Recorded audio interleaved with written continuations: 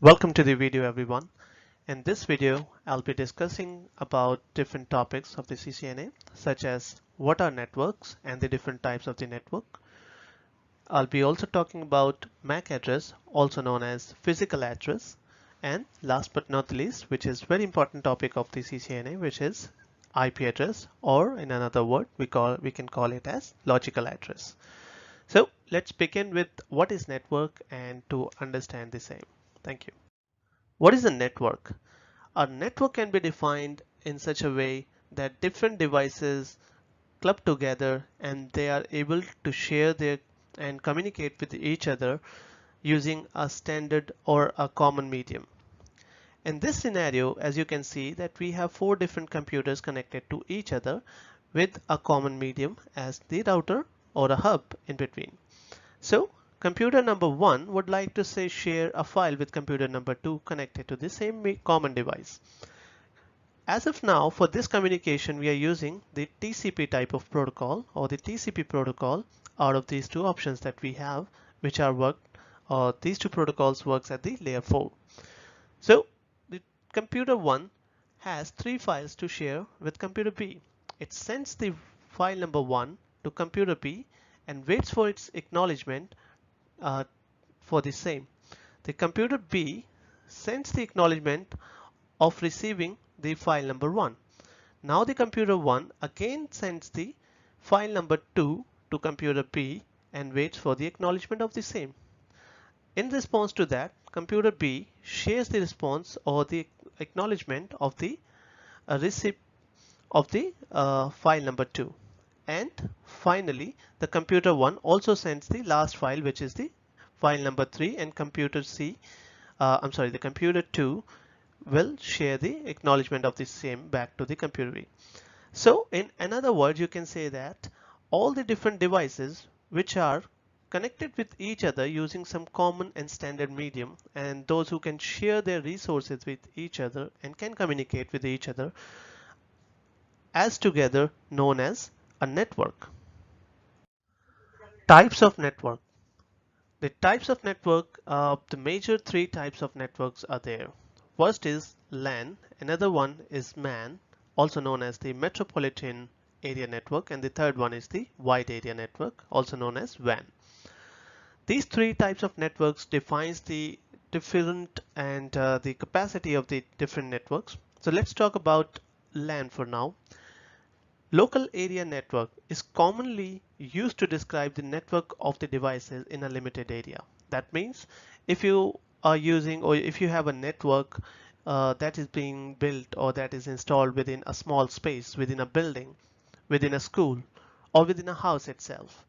So this is within a restricted area. If you have certain devices that you would like them to communicate with each other, is called as the LAN or the local area network. And all these local area network, the one that we have different options to connect and to configure it with, such as we can configure the local area network with ring topology or with star topology, with mesh topology, and the different topologies that we discussed in the previous video. Metropolitan area network. This area network describes the same wherein the same LAN is worked. However, the metropolitan area network is the combination of different LANs together. This defines that a metropolitan area network, as you can see in this picture, that is the combination of three different LANs, LAN number 1, 2, and 3. So let's assume that in building number 1 here, we have certain devices which are communicating with each other and forming a LAN network. The same way we have our office 2 in the different building in the same city, and we have a small LAN there. And in the same way, at the end of the city, we have our third building or the third office, which is connecting the different devices together. And this third office is also known configuring a LAN network. So when we use all these three offices LAN network together, and they all can share their resources with each other and can communicate with each other as well, that area or this specific network will be called as the metropolitan area network. Metropolitan area network is bigger than the LAN. It can be configured within a city, it can be configured within a campus, and it can be configured also between two small cities. Wide area network, also known as WAN technology. The WAN network type that we have, this has no limit for the network communication. Let's say in the MAN or the metropolitan area network, we were communicating or we were connecting different LANs within one city together. However, in the WAN communication, we can communicate or we can make the communication happen between the different LANs which are configured in the different geographical location. Let's assume for now that we have three different offices. First office is in London, another one is in America, and the third office is in India. So here we can make this happen that all these three offices can communicate with each other, and the process and the standard that we use for this would be known as the WAN communication. So if you have a bigger network type, which is the biggest one in the list that we have as an option, would be known as WAN. So to review guys, the LAN network can be configured within one building, one house, or one one campus, or let's say a small area within the small space. And the multiple LAN can be clubbed together and form a metropolitan or MAN network. However, different MANs can be clubbed together and can form a WAN network, which is wide area network, which has no range specified to be communicating with each other. So this can be configured between cities, this can be configured between countries, and also from one part to another world, to another part of the world is possible to make the communication happen between these two different geographical locations using this WAN technology. Media access control, or also known as the MAC address. MAC address is the physical address of your computer. In other words, we can say that this is the physical address of the LAN card that you're using. That LAN card can be either your Ethernet card that you're using or the Wi-Fi card to connect to your Wi-Fi network. This MAC address is made of 48 bits and is combination of two different units. As you can see in the MAC address that it is 48 bits long, and the first half of the 48 bits, these 24 bits represents the vendor ID. Vendor ID is nothing but to identify from which vendor the card was built. There are different vendors in the market which are dealing with the hardware manufacturing, such as Cisco, Ericsson, and also Dell. The second half of it represents the serial number, a unique serial number which is assigned to this physical address, and together as a whole, this vendor ID with UAN, which is the serial number or NIC address, is known as the uniquely identified number or the physical MAC address. You can see that the MAC address is a combination of OUI or organizational unit uniquely identified, and the second is NIC, which is network interface card. There are different ways to find your MAC address on your computer. You can simply go to the command prompt, and from there you can type in ipconfig and look for this specific field, which is link local adapter. This will tell you what your MAC address is. Your MAC address would somehow look like this. This is an example of it, of a MAC address. This would be in the combination of two alphanumeric numbers, and there'll be total 6 pairs of it. So the initial 3 pairs represents the OUI or organizational unique identifier, and the second 3 pairs of the same would represent your NIC, which is network interface controller. So this is about the MAC address, guys. Just to let you know that MAC address, when the data is traversed, is changed into the header on every single device. That means that this MAC address is used for the hop-to-hop networking. That means that if we have two networks and the let's say we have 3 computers here, and this device here is representing, or let's say representing a switch. So when the packet reaches from here to here, the MAC address in the packet would be for source. This would be the source MAC address. This would be the destination MAC address. However, when the packet would finally be sent to the destination, which is this one, so that time the source MAC address would change to this machine's MAC address, and destination MAC would change to this machine's MAC address. MAC address is just to identify the physical machine or the physical card of your device into the network, and again this is used for the hop-to-hop networking. IP address. This is a unique logical identifier or a logical address which is assigned to your network interface card. Such as the MAC address. MAC address, let's say this is your network interface card. The MAC address is the permanent number or the permanent identifier which has been integrated with this when it was manufactured. However, on the other hand, the IP address also represents this NIC card into the network, but this is changeable. That means that you can change the IP address at any point of time as per your requirement. This IP address is of 32 bits and it's a binary number. This comes in 4 decimals, or as you can see here, let's take an example, guys. There's an IP address of 192.168.100. I'm sorry for the bad writing. That's 100.1. So I know that's not good, but okay. So this is the IP address that we have assigned to this interface card for now. This IP address comes in the 4 octet. 1 octet represents the 3 numbers or 3 possible numbers which we can define here. So here, as you can see, that I have divided this IP address into the binary form. So you can see here there's 192, then we have a dot which is separating these two. 168.100.1. 1 would represent the number of the machine or the specific IP address of the machine in the network. We'll talk about the IP address and the subnetting in detail later in this slide. For now, let's understand that for the 192, the binary number would be this, which is 11000 and up till here.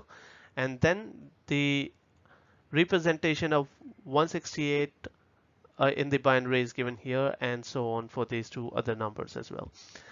So guys, to understand what is an octet, octet is the space here. As you can see that we can define 3 digits or the 3 numbers here, which is 192. It can be anything else like 168 or 100. So this starts from 0 to 255. So any number between them you can add in here in this octet, and there are 4 different octets, and with the combination of these 4 different octets an IP address is made. So let's talk about the IP address in more details in the later slides. IP address comes in different classes.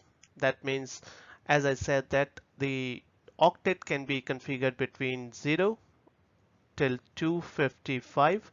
However, 0 and 255, these numbers are not used. These are reserved. The 255 is used for the broadcast, and 0 is again not used. It's a reserved number. So we can assume that it starts from, or the usable numbers are from 1 till 254. So these are the numbers that you can configure. Any number between this series you can configure in an octet. So the address, the IP addresses can be divided into 5 different classes. The class A. The class A begins with the 0xxx. That means this is the binary value that the IP address. If any IP address starts with this binary value, or from the number 1 to 126 in the first octet itself, that would represent the class A address. For an example, if I have the IP address like 1.1.1.1, so since my first octet is number 1, which falls under this series, So this would represent that my IP is of class A address. Okay. Then let's move to the class B address. The class B starts from 128 till 191, and the decimal value, like the binary value, starts from this. Remember guys, there's 127 bit is missing. We'll talk about that later in this video. But remember, that's for the self-identification or to reach out to your own net card. For now, let's talk about class B. Class B is again starting with with the number of 128, and it can be configured up till 191. So if first number, let's say if I configure 130.1.1.1, so the first octet is from this range. This defines that this IP address is from class B. And then we come to the class C. Class C begins with the series from 192 to 223, and the binary value starts from 110 X value. Guys, to understand here a little more, just make sure that these two classes, class A and class B, these belongs to public IP address. What is a public IP address? And the class C belongs to private IP address. So let me explain what is the difference between public, I'm sorry for the bad writing again, public versus private. So there are two terms. Let me write it down first.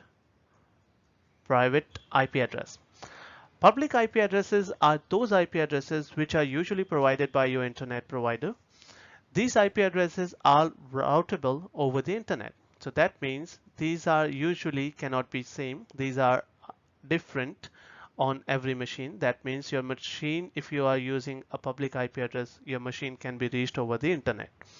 However, the private IP addresses, these IP addresses can be used by any network for your, or can be used for by any user for your home network or from for the internal networking only. That means, let's say you have a router here, and this router is connected to internet, and internally this router has thousands of computers, those who are connected with each other. So you cannot have public IP addresses for each computers here. Well, you can simply go ahead and do the subnetting with the private IP address. You can assign the private IP addresses to all the machines which are connecting internally to your network. And the router which is connecting to internet here, this particular interface should have the public IP address, so that if somebody sitting on the internet likes to connect or speak to anybody here within the network, they can come via internet, reach the traffic here till router, and then router can forward it to the concerned destination. So remember guys, public IP addresses are not for the everybody's use. This is provided by the Internet Authority or your service providers, and these are payable. You have to pay for this. However, on the other hand, the private IP addresses are free of charge. You can use it for your home network, for your LAN network, but in order to reach the internet, you need to have one public IP address. Let's move ahead with the class D IP. The class D IPs are from this range 224 till 239. This is actually reserved class, and then we have the class E IP address, which starts from 240 and goes till 254.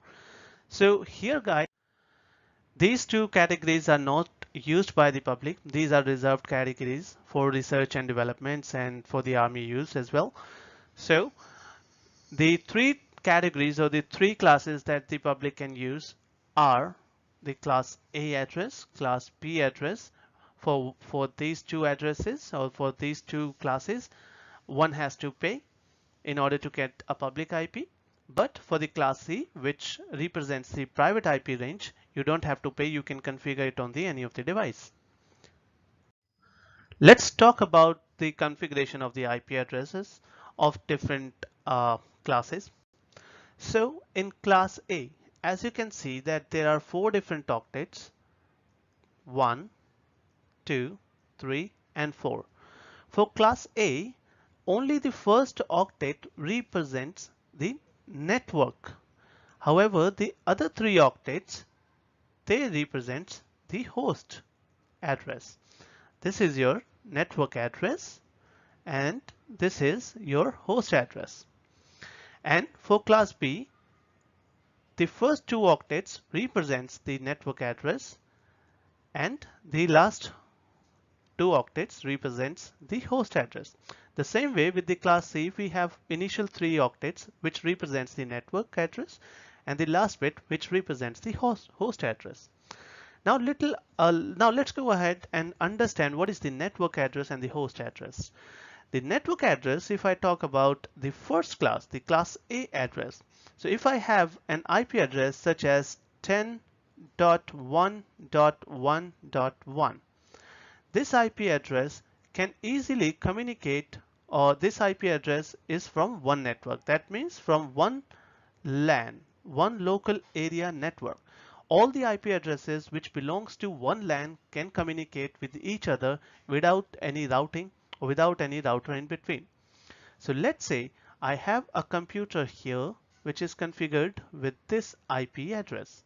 Now I have another computer here which is configured with another IP address such as 10.20.1.1.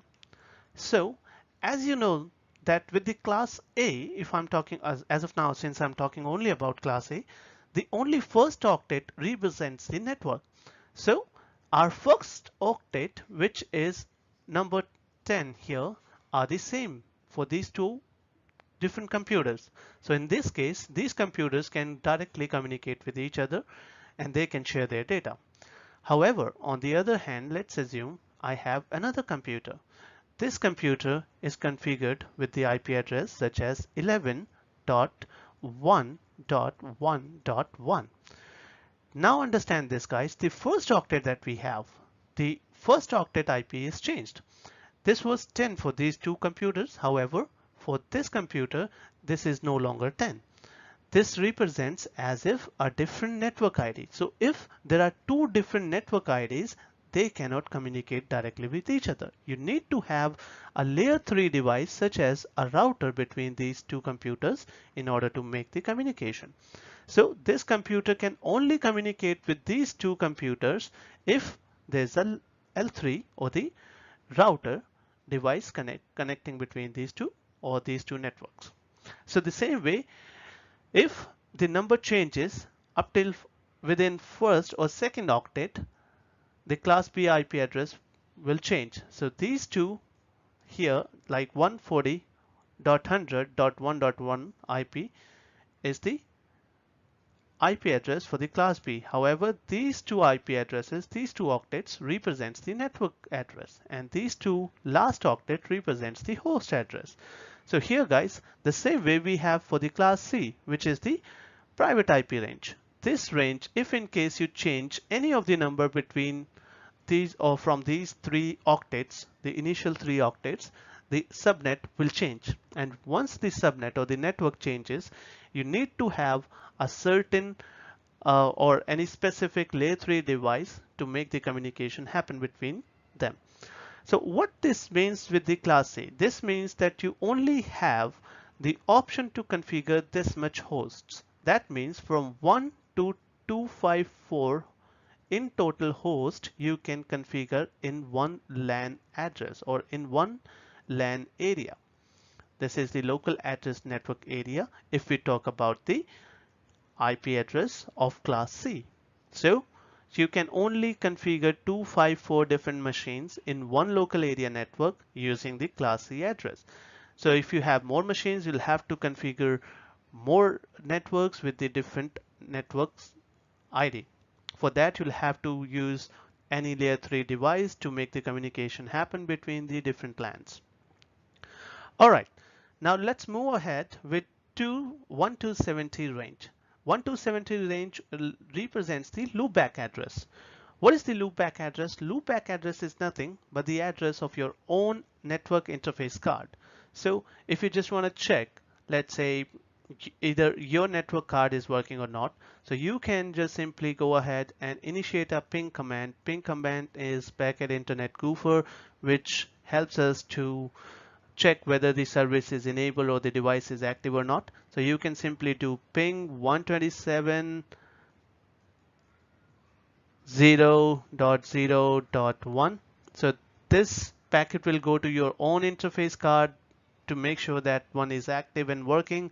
The interface card will help you with the reply back so that you know that the interface card is working. So the 127 range represents your own network card information. And then we have another range which is known as APIPA. This APIPA range starts from 169, and we have here, this belongs to class B, as you know, and these two subnets, so these two octets are from the network ID. So that means that any IP address from this, and this is the host, like you can have 123 and the any other IP number. So APIPA is a service wherein if you want to configure your computer with automatic IP address, but for some reason it fails to get the IP from the automatic IP providing machine.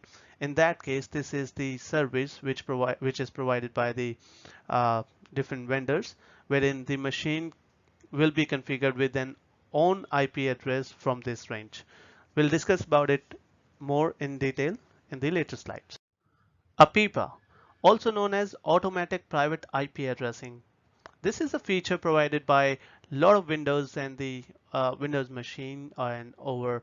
Uh, okay, so let's understand APIPA this way. That basically there are two ways to configure the IP address on your device. The first is the manual way. You go ahead, check your interface or the NIC card, and then you configure the IP address whatever you want to. The second way is the automatic IP providing or the automatically configuring your IP address whenever the machine boots up. So this is done by a service known as DHCP. DHCP represents Dynamic Host Configuration Protocol. So this service enables you to configure an automatic IP address whenever the machine is booted up into the network. So let's think that we have configured this particular machine with the DHCP, and these are the different clients that we want that all these clients should go ahead and take the IP address from this DHCP machine.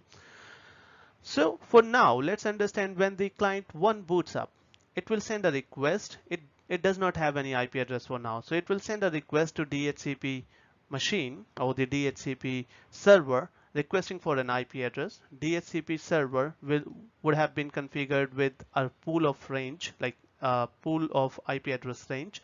It will provide one IP address to this machine here. Then again, this machine will start using that IP address and will be able to communicate into the network. The same process will be followed by client 2. And now understand that since these two, client 1 and client 2, has been assigned with the different IP addresses here, as you can say 192.168.1.1 and 1.2. These are the two IP addresses which has been assigned to the client 1 and 2. However, when the client 3 boots up, for some reason, DHCP machine is no longer in contact with it, or we have lost the communication with the DHCP server, or for some reason the DHCP server has itself failed. So at that particular time, the client would request the IP address from the DHCP server. However, since the DHCP server is down, it would not be able to reply back with the requested IP. In that case, the client would wait for a certain time, and if in case it does not get any reply back from the DHCP server, it would take an automatic IP, since there is already the APIPA service configured with the client within the Windows or the OS. So this client would take automatic IP. Let's take an example like this from this range and would configure its network Ethernet card. And you can also see that this is the example of the same, that connection auto, and you can see here that auto configuration IP address has been assigned, and this is the IP range which has been provided. So this is how the APIPA service helps the computers to assign with an IP address if in case it is not configured with, or if you do not want to configure manually, and also the automatic or the DHCP service fails. Guys, talking about the IP addresses, as you know that we can configure it with manually, like with the manual process, and also with the automatic process, such as using the DHCP service. Now there are three types of different IP addresses. The IP address can be unicast, it can be broadcast, or it can be multicast as well. The basic difference between these unicast, multicast, and broadcast IP is configured here. The unicast is used for one-to-one. One-to-one means that I have a computer which has been assigned with a particular IP address, and this IP address would remain identical or would remain same for this particular computer also. Like this IP address would only represent this computer into the network.